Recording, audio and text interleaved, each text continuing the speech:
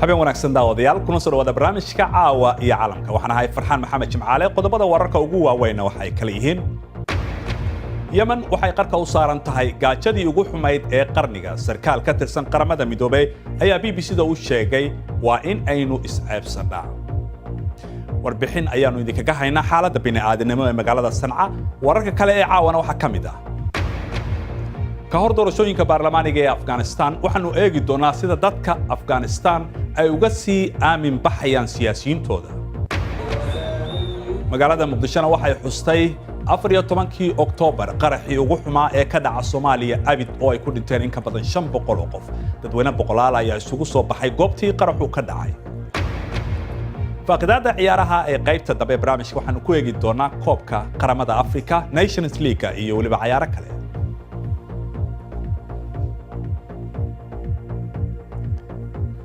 kala soco BBC News Somali Television-ka raadiyaha online-ka iyo baraha bulshada halkani waa London barnaamijkuna waa caawa iyo caalamka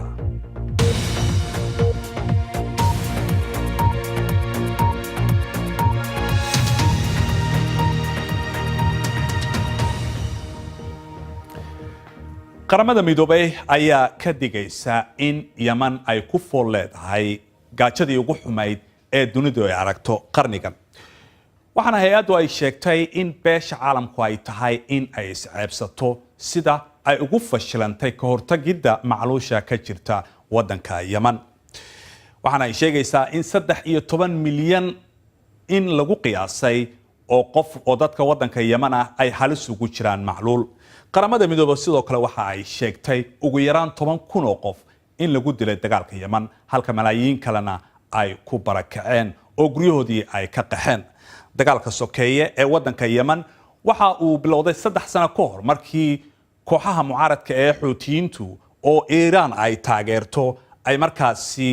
ay dagaalada bilaabeen oo ay qabsadeen badi waddanka oo ay ku jirto magaalada caasimadda ee Sanca Saudi Arabia oo hub ka helaysa wadamada reer galbeedka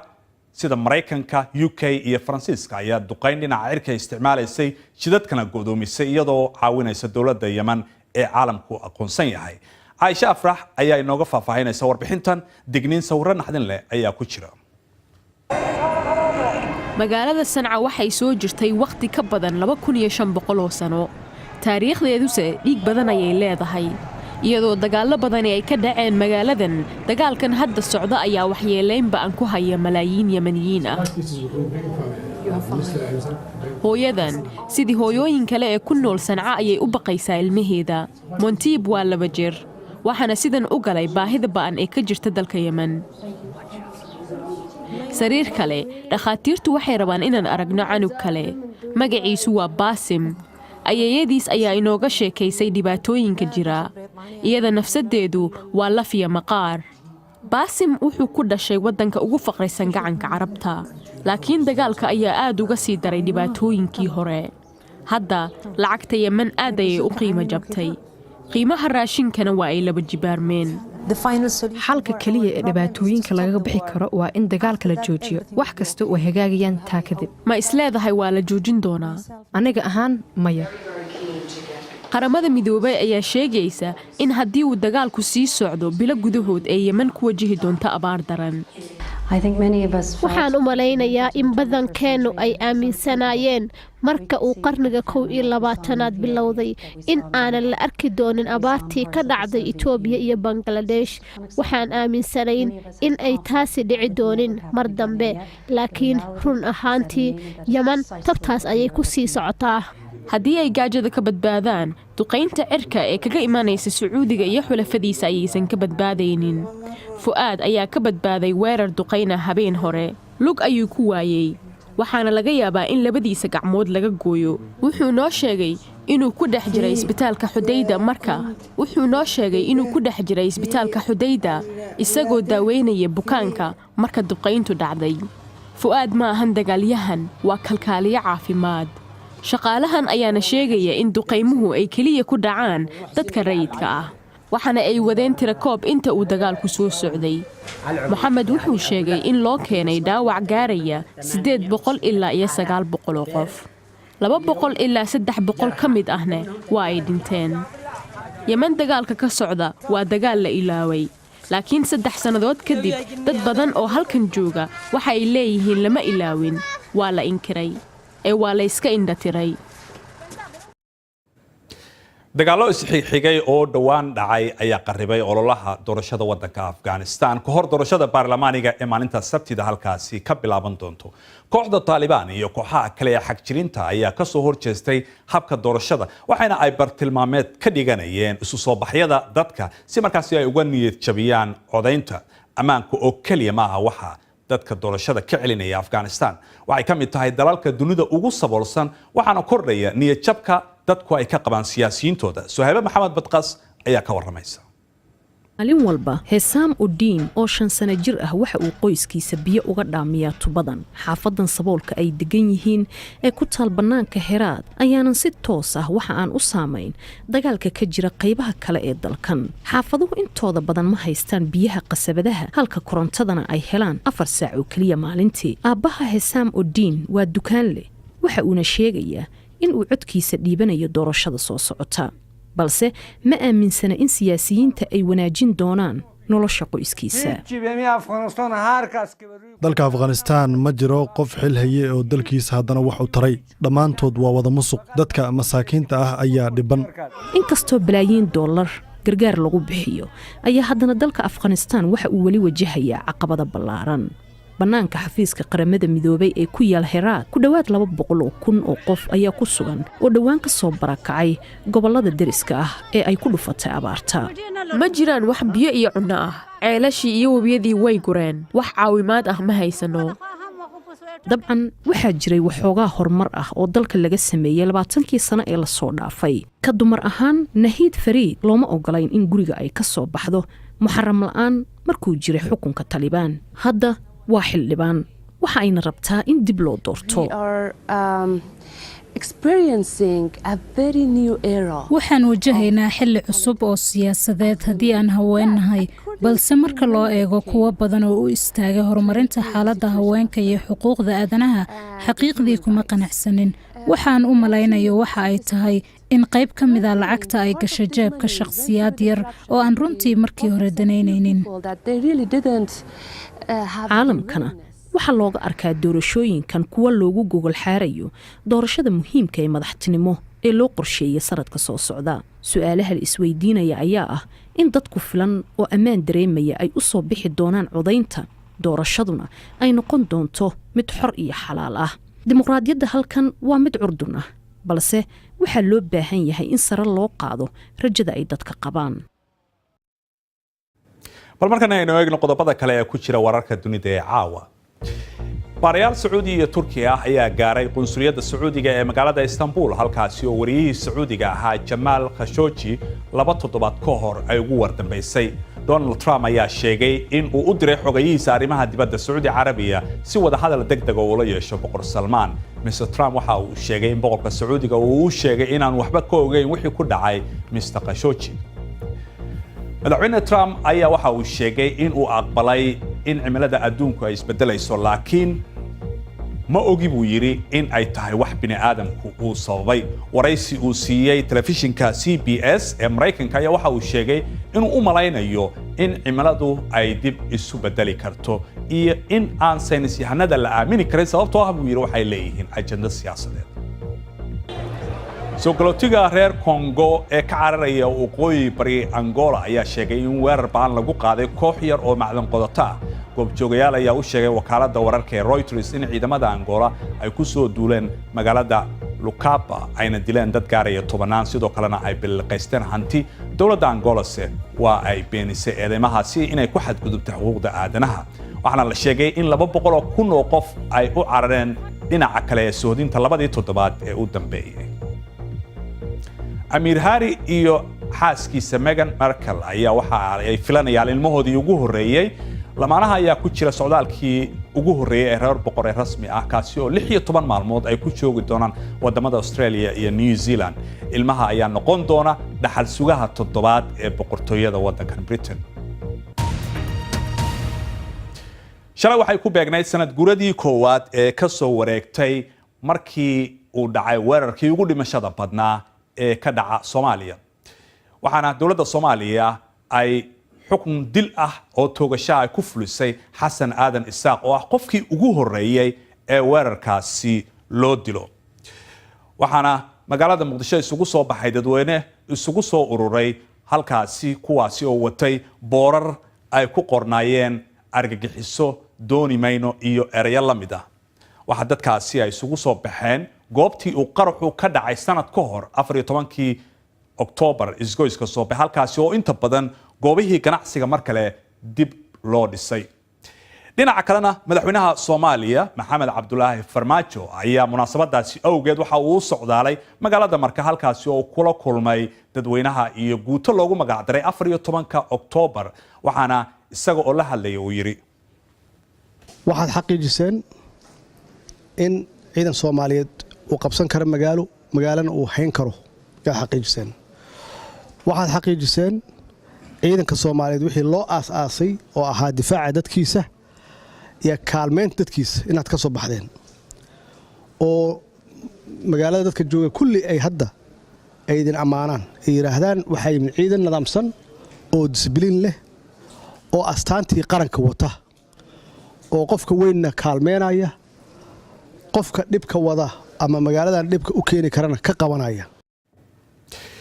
mar walba waxaad nagala socon kartaan bogayaga BBC Somali Facebook fadlan raadi BBC News Somali halkaasi oo aad ka heli doonto muuqaalo falanqayn dheeraada iyo wararkii ugu dambeeyay ee Soomaaliya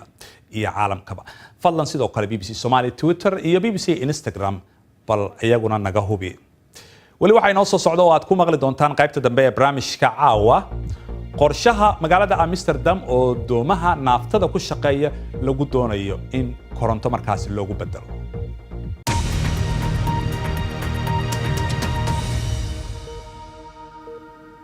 wali waxaad daawanaysaan barnaamijka caawa ee caalamka waxaan ahay Farxaan Maxamed Jimcaale bal aan xasuusiyo qodobada wararka ugu waaweyn caawa Yemen waxay qarka u saaran tahay gaajadii ugu xumayd ee qarnigan sarkaal ka tirsan qaramada midoobay ayaa BBC-da u sheegay dunidu waa in ay isceebsataa faaqidaada ciyaaraha ee qaybta dambe ee barnaamijkana waxaanu ku eegi doonaa koobka qaramada Africa iyo Nations League iyo waliba warar kale Amsterdam waxay ka mid tahay magaalooyinka ugu horeeyay ee yareeyay wasaqeynta hawada marka la eego haddase waxa maamulka magaalada uu doonayaa in doonyo dhex yaala kanaalka magaalada in laga bedelo matoorada ku shaqeeya naaftada oo laga dhigo kuwa markaasi ku shaqeeya korontada marka la gaaro sanadka 2025 taasi oo keenaysa in shirkadana ay gacan ka geysato ilaalinta deegaanka inkastoo ay tahay mid aad qaali u ah Yaasmiin Axmed ayaa ka waramaysa magaalada Amsterdam waxay caan ku tahay kabaha laga sameeyo geedaha ubaxyo dukaamada qaxwada tareenada casriga ah bushkileeti iyo doonyo aad u badan balse matoorada batrool ku shaqeeya waxay wasakheeyaan hawada sidaas darteed dhammaan doomaha Amsterdam waa inay koronto ku shaqeeyaan 2025 doonta Princess Irene oo mar qaaday madaxweynihii Ingiriiska Winston Churchill ayaa ka mid ah doonyada ugu horeeya oo ku shaqeeya korontada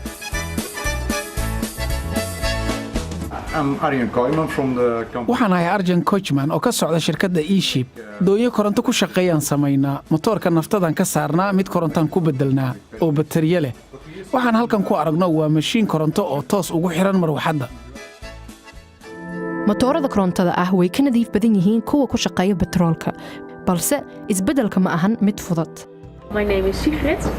magacaygu waa Sigrid waxaan u shaqeeyaa shirkadda Lithium Works ee Hengelo waxaan ahay injineer doon sidan oo kale waxay u baahan tahay 66 batari caadi ahaan waxay qaadataa 10 saacadood in la kaarikeeyo doonta waxaana isticmaali kartaa 2 maalin marka la kaarikeeyo caadi ahaan waxay qaadanaysaa 3 bilood in matoorka doontan loo bedelo mid ku shaqeeya koronto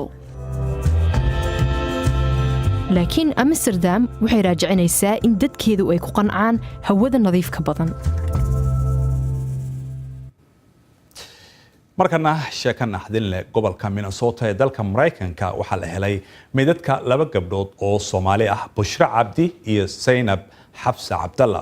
waxa baabuur ay wateen iyo meydadkooda laga helay meel waadi ah lama oga ilaa hadda sababta geeridooda.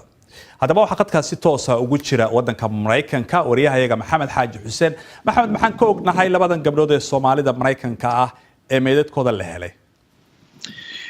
farxaan oo labada gabdhood waxaan ka ognahay labada gabdhood waxay ahaayeen laba gabdhood oo ilmaadeera oo daayar oo 19 sano jira. labada gabdhood waxay ahaayeen laba arday jaamacadda dhigta markaasa, laakiin habeenkii waxay ka shaqayn jireen shaqooyin habeenimo ay ka shaqaynayeen oo mid waxay ka shaqaynaysay meesha Amazon la yiraahdo, shirkadda bugaagta adduunka u kala gudbisay caalamiga ee la yiraahdo Amazon. gabadha kalena waxay ka shaqaynaysay meel kale oo dadka waaweyn lagu xanaaneeyo oo meesha jaska ku yaala. marka sidaasi ay gabdhuhu u shaqayn jireen. waxa markaa la sheegayaa in ay 3:10 daqiiqo oo aroornimo, waa 3 habeenimo ee dambe, markaas ay Zainab soo kaxaysay gaarigeeda si ay u soo qaado gabadha Bushra la yiraahdo. markaasna ay soo aaday guriga hortiisa ay timid 2:47 daqiiqo ee saacadda Minnesota ee habeenimo. marka ay tiri gabadha soo bax. markii dambe waxa ugu dambeysay baa la yidhi iyagoo codsaday in la caawiyo emergency-ga wacay. marka sidaasay gabdhuhu ahaayeen inta aan jirkoodii ama meydkooda laga helin waadigaasi. muddo intee bay qaadatay marka xilligaa ugu dambeysay ee ay booliiska soo wacayaan ay leeyihiin hana la caawiyo iyo xilliga laga helayo meydadkooda meeshan waadiga ah? waxa u dhaxaysay ilaa 40 saacadood ayaa u dhaxaysa la leeyahay xilligaasi iyo xilligaasi ay booliiska soo waceen ee caawimada ay weydiisteen. marka ilaa intaas labada maalmoodna sabtidii iyo axadii baaritaankooda ayaa socday oo dadka ayaa Soomaalida ha u badnaadeen community-yada xaafadaha garaacay oo lahaa gabdhahaasi ma aragteen oo raadintooda ayaa lagu jiray ilaa meydadkooda laga helo halkaasi balliga ama waadigaasi loo yaqaano. ilaa haddana booliisku waxay sheegayaan inay baaritaankooda ay sii wadaan. ilaa haddana gabdhaha waxa weeye booliisku muuna odhanin waa gabdhihiini waa kuwan waa meydkoodii waa saas, laakiin dadka qaraabada ee la dhashay ayaa xaqiijinaya inay gabdhahoodii ay yihiin, laakiin booliisku wuxuu sugayaa baaritaan dheeraada. aad baad u mahadsan tahay Maxamed Xaaji Xuseen wariyahayaga magaalada Minneapolis oo si toos ah nooga waramayay dhacdadaasi xanuunka leh. faqradda ciyaaraha qaybta dambe waxaanu ku eegi doonaa koobka qaramada Afrika iyo Nations League. waxaa stuudiyaha la jooga Maxamed Daysane. dhinaca khadka magaalada Muqdishona waxaa ku jira isna Maxamed Cabdi Muude oo ah wariye ka faalooda arrimaha ciyaaraha. Maxamed, adaan kugu hormarayaa bal haddaad ku hormarto koobka qaramada Afrika liiski markaan eegay Soomaaliya kuma jirtee maxaa dhacay baa la leeyahay? aad u mahadsantahay farxaan. dabcan xulka Soomaaliya kama qayb gelin sanadkan ciyaaraha isreebka koobka African Nation Cup sababtoo ah zoonka Afrika ee bariga bartamaha Afrika Soomaaliya way ka hartay inay ka qayb gasho ciyaarihii qualification-ka ah ee wadamada zoonka Afrika ee East Africa ay ciyaarayeen. waxaan sidoo kale arintaasi ay ku macnaayeen xiriirka Soomaalida kubadda cagta inaysan u diyaarsaneen ciyaartoy ahaan iyo sidoo kale ka qaybgal ahaan. sidaa darteed ayaysan ugu qaybgelin Soomaaliya ciyaarihii isreebka wadamada African Nation Cup ay mar lahaayeen wadamada ku yaala East Africa oo Soomaaliya ka mid tahay. waan gartay. markaad eegto laakiin geeska Afrika soo qaaday wadamadan bariga Afrika ku yaala Kenya iyo Uganda kooxaha ay ku kala jiraan ama groupiska ay ku jiraan waxay u egtahay inay horboodayaan. absolute dabcan waa sidaas iyadoo ciyaar kulul ay shalay dhexmartay ama habeen hore dhexmartay wadamada Kenya sidoo kale Ethiopia oo qayb ka ah wadamada East Africa. Soomaaliya wixii ka dambeeyay tartankii 17 jirada ee ka qayb gashay oo ay finalka gaartay waxay ka baaqsatay ilaa 2 tartan oo kala duwan oo ka mid ah tartankii 17 jirada ee Africa Nation Cup ee wadamada Afrika ay ugu qayb galeysay iyo sidoo kale tartanka African Games oo ciyaartoydii 23 jirada u xareysneed Soomaaliya toddobaadkan la kala diray kadib markii ay xiriirka Soomaaliyeed ay sheegeen inaysan sii wada karin tababarkii ka qaybgalka iyagoo la banaasanaa wadanka Ethiopia oo ciyaarta koowaad ay kula ciyaar lahaayeen Djibouti oo kale halka ciyaarta labaadna Ethiopia ka dhicleed. marka sanadihii ugu dambeeyey Soomaaliya ma aysan ka qayb gelin ciyaaraha African Nation Cup isreebkooda xulka seniorkana ma diyaarsaneen oo ma xareysneen mana tababaraneen sanadihii dambe maxamed cabdi muude waa mahadsan tahay daysane waad maqlaysaa ciyaarihii Afrika waxa leeyahay waa kaas hadda waa ay bilowdeen horyaalkan sanadka 2019 ma runtii way bilowdeen laakiin waxa ayaan darree in Kenya iyo Ethiopia oo aan darisnahay inay meel fiican ka soo gaareen ay hor u socdaan xataa ay Ghana aan naqaan inuu ahay wadan weyn oo Afrika uga qayb gali jiray ciyaaraha adduunka iyo wanaaga leedahay taas oo Kenya ay ku jirto kaalinta saddexaad ay Kenya kaalinta koowaad ay ku jirto marka taas waa horumar u malaysaa Uganda laftigeeda kaalinta koowaad ay ku jirtaa marka waxaan leenahay annagana maxaa naga reebay ugu yaraan isku aadka inaan soo galna ayay ahayd marka waa yahay ciyaaraha Afrika waqti badan uma hayna marka ciyaaraha haddaan u gudubno Nations League caawa ciyaaraha dhacaya marka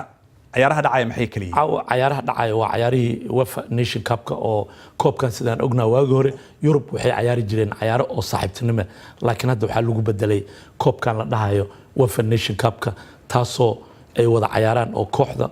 ugu dambaysa qaad waxa la leeyahay inaysan Europe ciyaaraha Europe la tagi doon inaysan ayagu isku aadkaas ka qayb gali doonin ay noqon doonto laakiin caawa England waxay la ciyaari doontaa wadanka Spain ayay la ciyaari doontaa oo Spain waxa u malaysaa ciyaaraha adduunka markii Ruushka ay rigoor ku reebtay inay ayada ay markaas kadib macallinkii waa la soconaa in ciyaartaas Spain macallinkooda Lopetegui oo Real Madrid laha waan qabanaya laga raacdiyay shaqada Herrera oo qarankan u dheeli jiray Real Madrid nahay oo si ku meel gaar u la wareegay laakiin hadda waxa u malaysaa in uu la wareegay macalinka Luis Enrique wax weyn iska bedelay Spain iyo marka laga soo tago ciyaaraha kale caawa dhacaya England oo iyagoon isha lagu hayn kara maxaa kamid ah ciyaaraha kale oo dhici doona Bosnia Herzegovina oo ayadana North Ireland la ciyaari doonto waxa kale oo ayaga laftigooda wada ciyaari doona Iceland iyo waxa wada ciyaari doona iyo Switzerland ayaa wada ciyaari doona laakiin mid ugu weyn oo indhaha lagu hayo waxay tahay England oo afartii ugu dambeysay World Cup-ka gaartay oo ilaa hadda wax guulo gaarin Croatia ayay la ciyaartay oo ay ku kala tageen jimcihii eber taasoo garoonka aan ognaa taageeraan inaysan joogin marka caawana inay Spain ay tagi doonaan Spain oo Wembley uga adkaatay 2-1 marka waxaa la leeyahay Southgate-na waa la soconaa in 4 sano loo cusboonaysiiyay welina wax guulo uusan gaarin taasaa marka dhibaato weyn ku hayso maxamed cabdi muude waxaan rabaa inaan ku weydiiyo su'aal ku saabsan ciyaaraha Afrika markaad eegto Soomaaliya goorma la isdhahayaa marka rajo way yeelan doontaa inay ka qayb gasho ciyaarahaasi heerka qaaradeed waa mahadsantahay Farxaan runtii hadda horumar ballaaran ayaa ka jira dhaqdhaqaaqyada ciyaareed ee dalka hadday noqoto maxaa la ciyaartooyda da'yarta oo tababaro iyo sidoo kale loo bilaabay tartano kala duwan iyagoo laga soo saaray youthka iskuulada sidoo kale waxaa jiraan kooxo u diiwaan gasheen heerarka koowaad iyo heerarka labaad oo tartano iyagana ka qayb galaya marka dabcan Soomaaliya waxay u baahan tahay xulka in la siiyo ahmiyad gooni ah oo tababar iyo sidoo kale xerooyin loo sameeyo kahor intaysan ciyaaraha ka qayb galin marka diyaar garowga ayaa aad u yar iyo waqtiga juhdiga la geliyo xulka dadka waxay ka war helaan xulka u baxaya laakiin inta badan diyaar garowgooda ayaa aad u kooban maxamed cabdi muude aad baad u mahadsan tahay daysan adiguna aad iyo aad baan kaaga mahad celinayaa waqtiga aad naga siiseen ciyaaraha iyo faaqidaadeeda ugu dambeyntiina taageerayaasha daawada ciyaarta golofta waxa inta badan ay kor u eegaan banooni hawada sare uun loo ganay laakiin kooxdan ciyaarta ku daawanaysa Kuuriyada Koonfureed ayaa madaxyada hoos u wada dhigay markii ay soo dhax gashay deeradaasi soo luntay iyada oo baxsada oo ka dulbooday taageerayaasha ciyaarta daawanayay inta ayaan ku soo gabagabaynayaa barnaamijka caawa oo aad ku mahadsantihiin daawashadiina inta iyo habeen wanaagsan